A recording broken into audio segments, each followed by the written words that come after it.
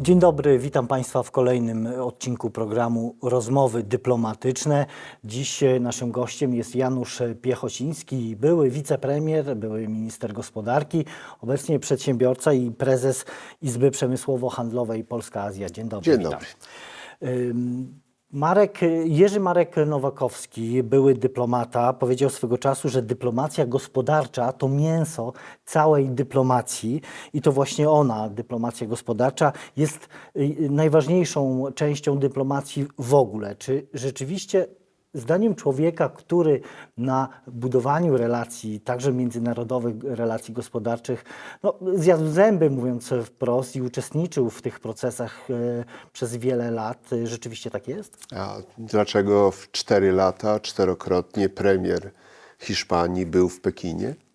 A dlatego, że ma problem. Ten problem to jest nie tylko problem lidera numer 1 produkcji wieprzowiny w Unii Europejskiej Hiszpanii, to jest problem producenta numer 2 i to jest też ważnego producenta kolejnego Polski. Jeśli Hiszpania w tym roku nie sprzeda do Chin 800-900 tysięcy ton wieprzowiny, a ma przecież pod Walencją i Barceloną ASF, pierwsze przypadki były, to załamie się rynek niemiecki, a tydzień później załamie się cena polska, mimo że już dzisiaj większość zdecydowana małych i średnich gospodarstw dokłada do jednego tucznika nawet kilkaset złotych.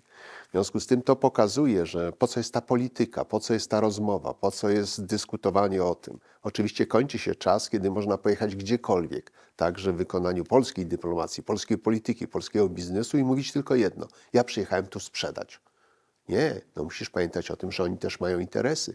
Też pilnują tego, żeby ich miejscowy wytwórca osiągał sukcesy. Oni też chcą otwierać rynki. Popatrzmy, jak choćby przeprowadzona została w Polsce debata wokół Mercosur. Pełna napięć, bo dotarło do części polskiego społeczeństwa, szczególnie producentów wsi i rolnictwa, przemysłu rolno-spożywczego, że oto otwiera się pole ułatwiające wejście konkurencji. Konkurencji, która ma inne towary, konkurencja, która ma inne warunki produkcyjne, często mniejsze koszty. Ale proszę zwrócić uwagę, 28 lipca van der Leyen w imieniu Komisji Europejskiej podpisała porozumienie Trumpem. Wydawało się, że wygasiliśmy to, co nazywaliśmy wojnami handlowymi. No i co się okazało? Okazało się, że w momencie nawet podpisania tego porozumienia w Polsce nie było takiej reakcji. Mimo że na przykład nie powiedziano wprost, co to będzie oznaczać dla eksportu amerykańskiej wołowiny, amerykańskiej wieprzowiny, amerykańskiej kukurydzy czy innych produktów. I tych, które nam są potrzebne, no bo tu jeśli chodzi o soję, potrzebujemy tej soi, żeby zapewnić wysokojakościowe pasze i jesteśmy dużym importerem, chociaż oczywiście, i to trzeba przyznać, rozbudowujemy produkcję krajową. W związku z tym, ponieważ wybuchła wojna Stany Zjednoczone, Izrael, Iran, to o tym zapomnieliśmy, przestaliśmy rozmawiać, a już widzimy, że znowu te emocje wrócą i za chwilę będzie ten sygnał, który przyjdzie, że dobrze, co z umową, jak to realizujemy, czy zainwestujecie naprawdę te 600 miliardów, czy kupicie tego gazu po tej cenie i tak dalej. Dlaczego o tym mówię? Dlatego, że jak nigdy dotąd musimy wsłuchiwać się, co się dzieje na świecie. Jak nigdy dotąd te problemy gospodarki globalnej nie przekładają się na nas. Nie można powiedzieć tak, że udało się na przykład przywrócić w tej świecie, który przyspieszył niesamowicie kosztami, cenami, cłami, niepewnością. Udało się odbudować pozycję Małaszewicz w obsłudze ruchu na jedwabnym kolejowym szlaku Azja, Azja Centralna, Rosja, Białoruś, Polska i dalej. To jest 94% kontenerów eksportowanych drogą kolejową obsługujemy w Małaszewiczach i to jest duża sprawa. Kiedy w zeszłym roku bywało, że spadło to do 58-60% w zależności od kwartału, że polskie porty są liderami na Bałtyku, bo pierwszy jest Gdańsk, trzecia jest Gdynia, w porządku, ale na przykład Amazon, gigant światowy, jeśli chodzi o e-commerce, nie ma w Polsce swojej sieci samolotów, nie ma A czy to w swojego takim razie, lotniska. panie prezesie, oznacza, że jeśli chodzi o te działania związane z budowaniem tych relacji, także poprzez właśnie dyplomację gospodarczą, jest wiele, jeśli chodzi o Polskę, do poprawy? No ale cały czas to nie ma czegoś takiego, że osiągnęliśmy stany. Ja czasami jestem zdumiony, jak wielu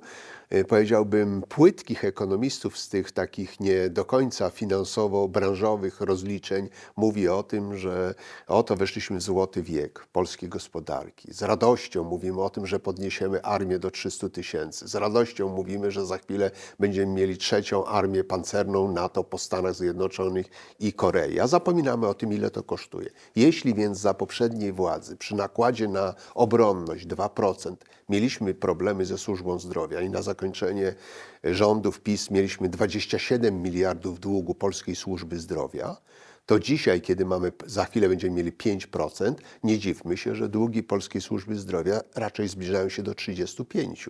A za moich czasów to było wielkie osiągnięcie. Udało nam się na koniec rządów wyjść z reguły nadmiernego deficytu kontrolowanego przez Unię Europejską, a już w końcówce czasów PiS-u wiadomo było, że w tą regułę wchodzimy. Tylko dlatego nie ma ostatecznej decyzji w tej sprawie, że wyłączono wydatki na obronność z tego obciążeń budżetu. Ale uwaga, ten problem jest nie tylko u nas. Koniec kwietnia jest ważna informacja ważnej agendy światowej. Otóż okazuje się, że obsługiwanie długów Stanów Zjednoczonych państwowych to jest 3 miliardy dolarów dziennie.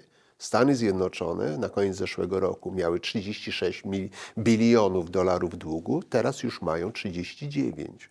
Jeśli więc pierwsza gospodarka świata, Stany Zjednoczone, i druga gospodarka świata, Chiny, razem mają 55% długów naszego świata, który się szacuje na 100 bilionów, to patrzcie, ile jest w tym wszystkim niepewności.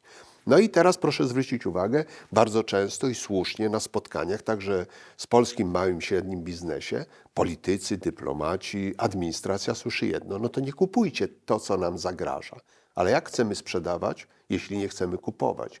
Proszę zwrócić uwagę, że 32% importu z Chin, polskiej gospodarki, to jest import zaopatrzeniowy polskiej przedsiębiorczości. W związku z tym pytanie, skąd to weźmiemy, w jakiej cenie? A dzisiaj doszły jeszcze te kwestie związane choćby z cieśniną Ormus. I jak to wygląda w praktyce? W ciągu ostatnich tygodni gwałtownie wzrosły koszty transportu morskiego. Między transportem kolejowym a transportem morskim bywały takie tygodnie w tym roku, że różnica była tylko 20%, ale pociąg z Chin dojeżdża do Europy, do granicy europejskiej, do Małaszewicz w 17 dni, a statek z Chin płynie i powyżej 60 dni. Przecież to my zapłacimy na końcu. To jest, jak rozumiem, dowód na to, że polityka ma wpływ Ależ na oczywiście, i dlatego trzeba być bardzo sprawnym, trzeba mieć olbrzymią wiedzę, trzeba rozumieć jedno, Ale w takim że razie- polityka to jest otwieranie zamykanych drzwi, a nie myślenie, że przeczekamy trudne czasy, wybudujemy większe mury i nie będziemy pilnować naszej konkurencyjności. Czyli jak rozumiem, to doświadczenie polityczne w Pana przypadku jest pomocne, czy bywa jakimś rodzajem obciążenia dla budowania tych relacji Proste. gospodarczych? Kiedy przejmowałem 6 grudnia 2012 roku funkcję wicepremiera i ministra gospodarki, przed nami był jeden z najtrudniejszych pierwszych kwartałów, bo w roku następnym wzrost PKB spadł nam do 0,3%.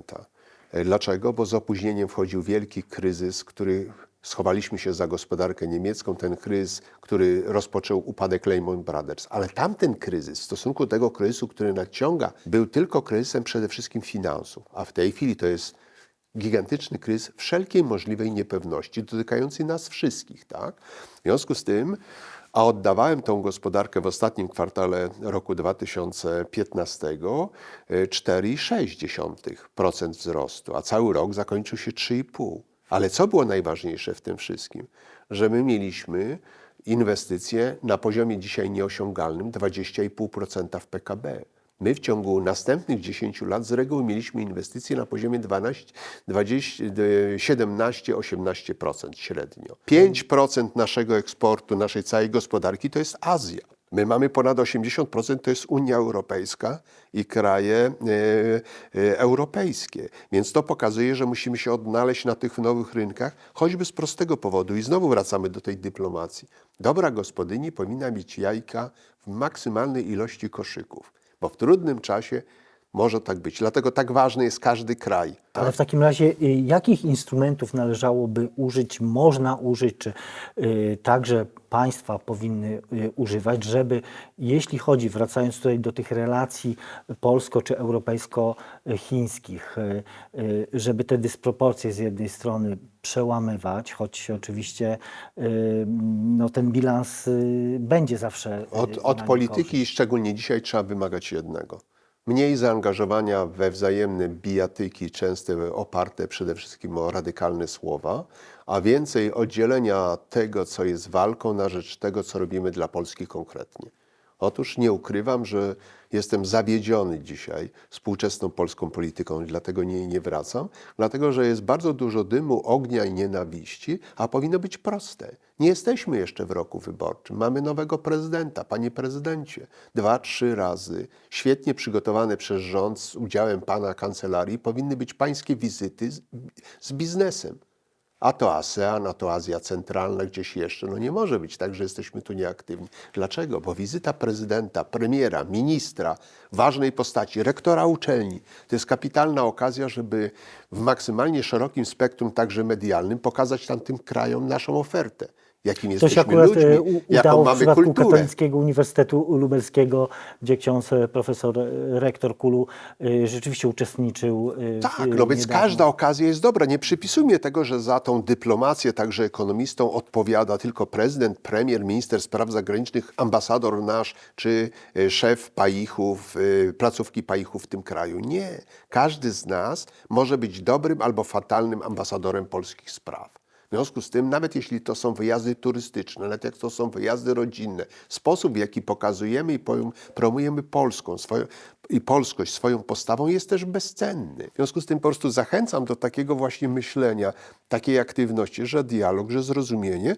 Stąd moja wizyta dzisiaj na Kulu, stąd podpisanie porozumienia o współpracy, bo także środowisko akademickie może do tej bardzo pozytywnej i potrzebnej dyplomacji, o której mówimy, wnieść bardzo dużo profesjonalizmu, osadzenia w realiach historycznych, pokazania dobrych przykładów. Jeśli więc można sprzedać kapitalnie, że oto KUL ma świetnych fachowców do nauki języka łacińskiego, a on jest potrzebny, żeby rozumieć szkolenie na przykład w naukach medycznych, w farmacji, to dlaczego tego nie wykorzystać, jeśli wasza uczelnia ma wymiany studentów z Chińczykami?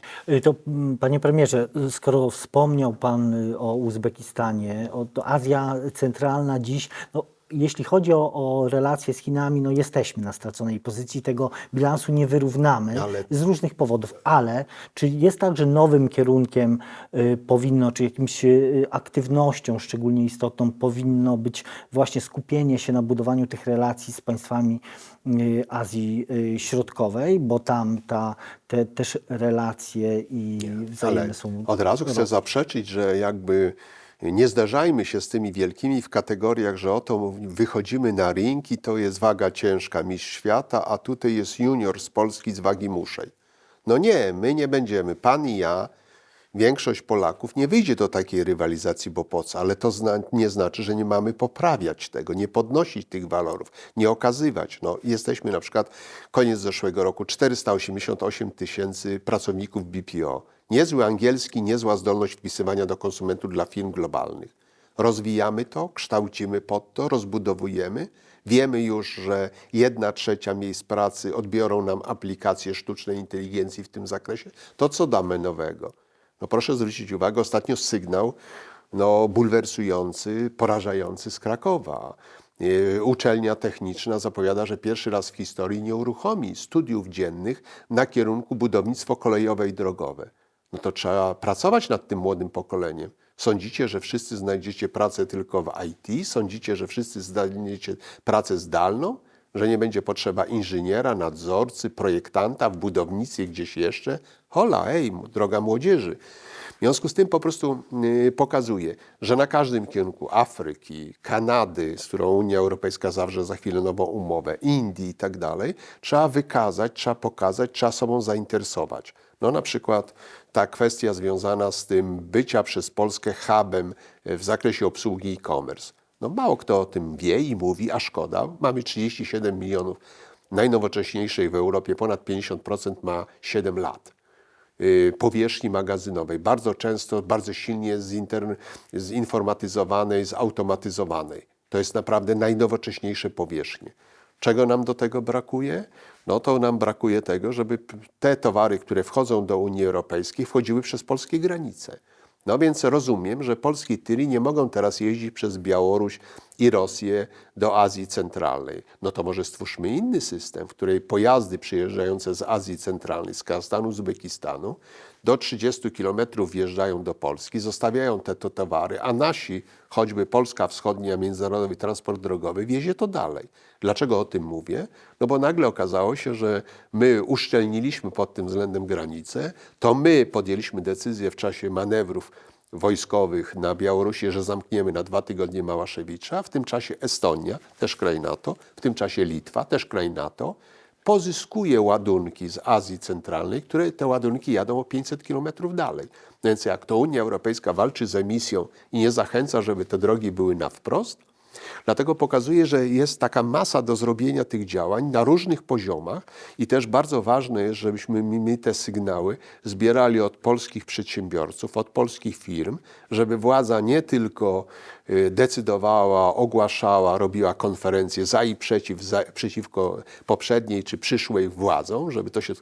Nie tylko, żeby ktoś na spokojnie wysłuchał, ale też szkolił nasz biznes. Musimy być lepsi. To, co szczególnie wśród nas, Polaków, jest naszą szczególną słabością, to nieumiejętność gry zespołowej. I to jest bardzo ważne. Prześledźmy choćby na przykład, jak mało naszej zdolnej młodzieży wystartowało w konkursach na pracownikach Unii Europejskiej. No nie, to powinien być priorytet.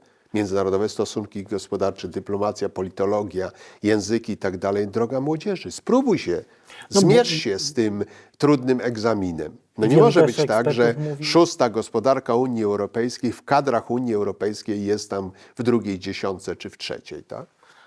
Może nie potrafimy chwalić się tym, co mamy dobrego czy najlepszego, bo też wielu ekspertów mówi, że polskie ambasady powinny być i w wielu przypadkach pewnie tak się dzieje, takimi biurami reklamowymi swoich państw i gospodarek tych państw. Wie pan, Jest coś na rzeczy? bardzo łatwe i proste stereotypy, które oddają część tylko prawdy. Ale czy aby na pewno w naszych działach promocji i reklamy w firmach pracują dobrze przygotowane kadry i wiedzą? Czy aby my potrafimy zjednoczyć siły w tym, co jest dzisiaj wyjątkowo proste, w tej technologii internetu?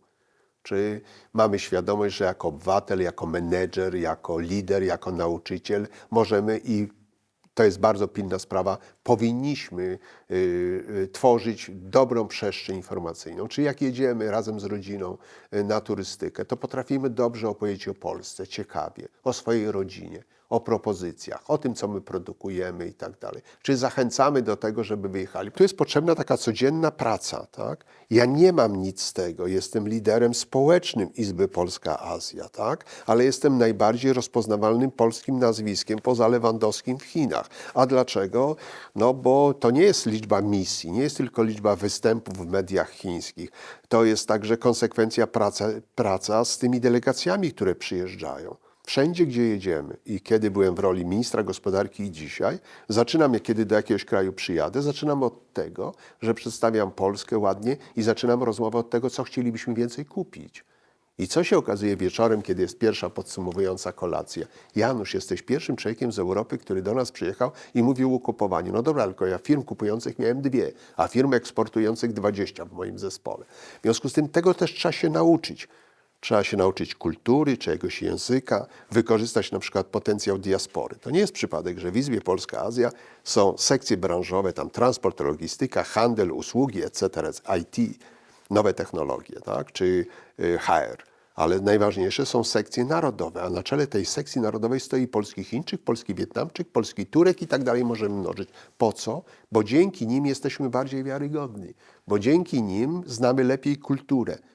Często w relacjach z narodami Azji nie wykorzystuje się języka angielskiego. Trzeba mieć bardzo dobrego tłumacza i co najważniejsze, druga strona też ma bardzo dobrego tłumacza i ci tłumacze robią wszystko, żeby nasze spotkanie zakończyło się sukcesem, żeby nie było żadnych problemów. Ale pamiętajmy o jednym.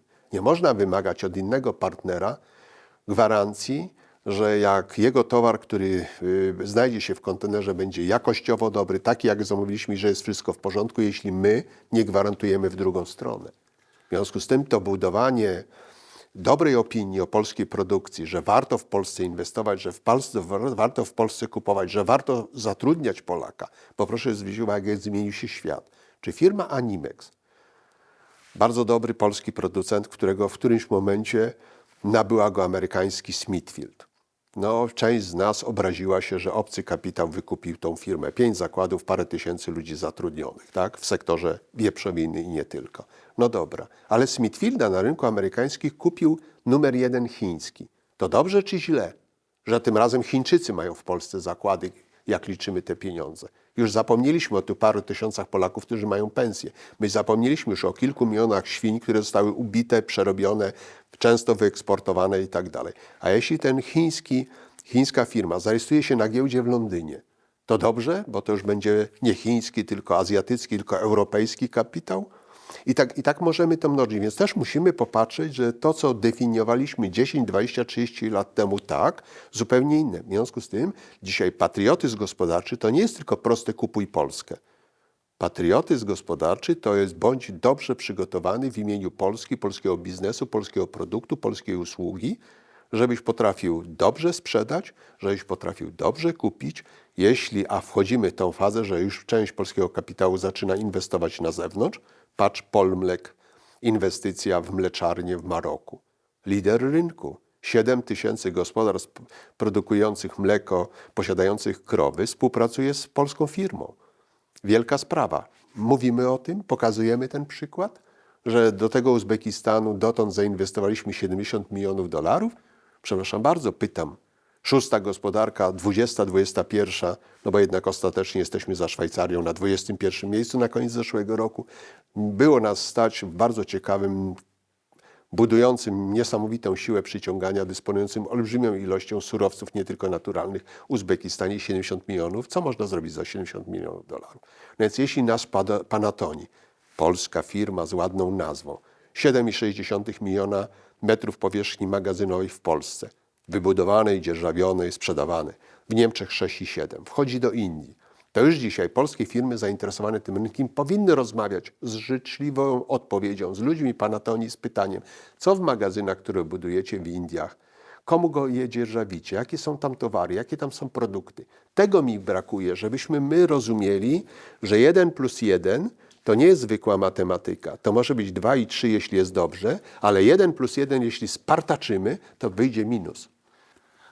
Ale chyba wszystkim powinno zależeć, żeby ten wynik zawsze był dodatni z korzyścią dla Ale to dla oczywista oczywistość, bo jak nie będzie pozytywnych wyników, to nie będzie lepszej jakości życia i w tej chwili stoimy przed właśnie takim wyzwaniem, że jeśli nie zwiększymy efektywności i nie zwiększymy konkurencyjności polskiej gospodarki, to za chwilę nie będziemy produkować 7 milionów ton stali, tylko jeszcze mniej, a żeby szły normalnie inwestycje, potrzeby polskiej gospodarki to jest 20 milionów ton. No więc co, mamy 15 milionów ton importować stali?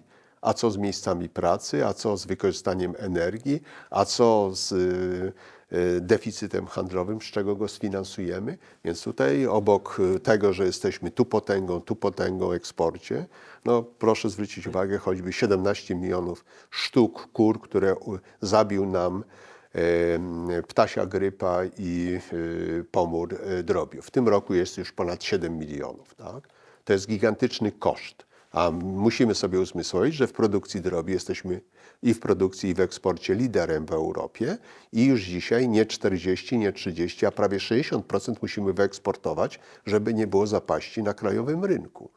A jednocześnie mamy problemy z lokalizacją, z dialogu polsko-polskim, już nie sięgamy tym, żeby zlokalizować nowe kurniki. Tak?